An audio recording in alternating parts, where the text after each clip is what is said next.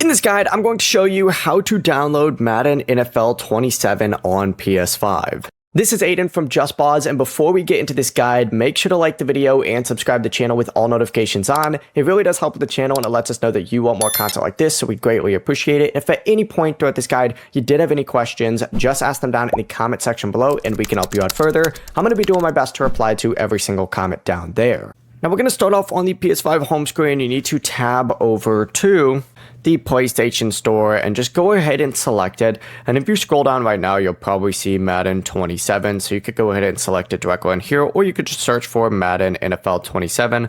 Open up the game from the results, and you need to choose the edition that you want. And then you could just add it to your cart or download it if you already own it.